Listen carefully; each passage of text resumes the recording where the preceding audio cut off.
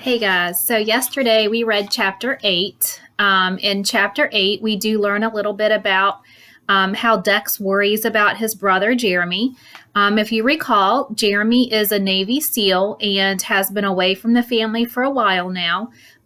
Dex and his family don't usually know where Jeremy is stationed because he goes on top secret missions.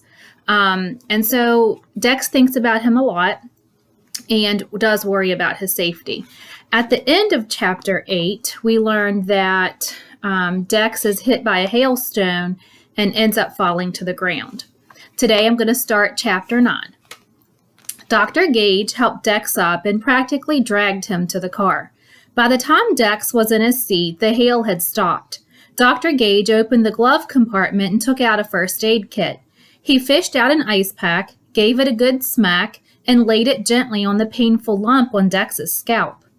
"You sure you're all right?" Dr. Gage said, his brow crinkled up with worry. "I'm fine," Dex said, and luckily he was. He just hoped that Mom wouldn't find out. "I am so sorry, Dex. I never should have put us in the middle of that field. From the radar, I actually thought the storm was going to lose power. I should have known better." "I think your car is in worse shape than me," Dex said.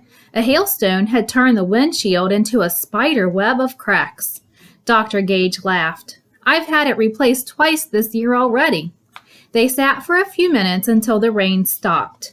"It always surprises me," Dr. Gage said. "Nature can be so violent one minute and so peaceful the next, and we humans have no control at all." Dr. Gage opened his door and stepped outside. A few seconds later, he came back holding a huge hailstone, perfectly round and glistening. He presented it to Dex as though it was a priceless diamond, a souvenir. It was very light and smooth. Dex brought it up to his nose and sniffed it. It smelled musty, and he caught a whiff of something strangely familiar. Dr. Gage seemed to read his mind. "Mint, right?" "That's it," Dex said. "I wish I could tell you why. We can put it in my little freezer until we get home." Dex had already decided he'd bring it to school tomorrow. He'd pack it in a small cooler and show it to the guys at lunch. Dylan would freak. Dr. Gage turned his attention to the weather radar map. He pointed at 2 red blotches pulsing across the screen. "Look at these," he said with surprise. "There are 2 new storms heading this way. Both are supercells." His face darkened. "It's going to get dangerous around here when all of these storms come together.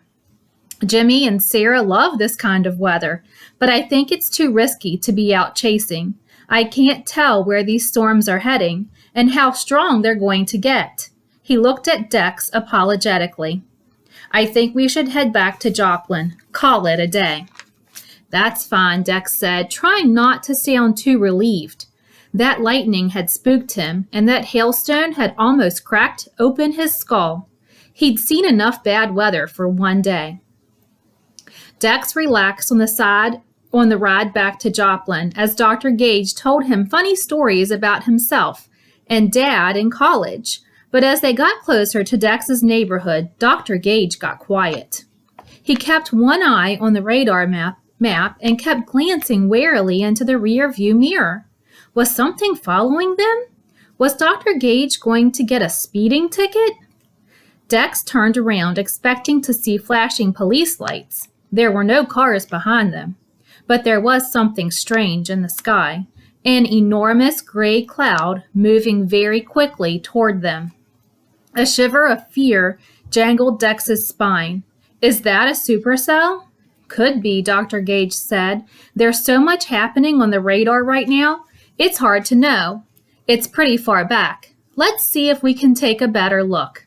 He made a quick U-turn so that now they were driving slowly in the opposite direction toward the cloud. It was very dark, but with a hazy blur in the center. It stretched out across the horizon as far as Dex could see. Dr. Gage stared through the cracked windshield, scanning the sky like a seal searching for enemy shooters. And then a flash of lightning flared inside the cloud, lighting it up from the inside like an X-ray. "Oh, my Lord," Dr. Gage whispered. In that split second of brightness, they could both see what was hidden inside the storm cloud.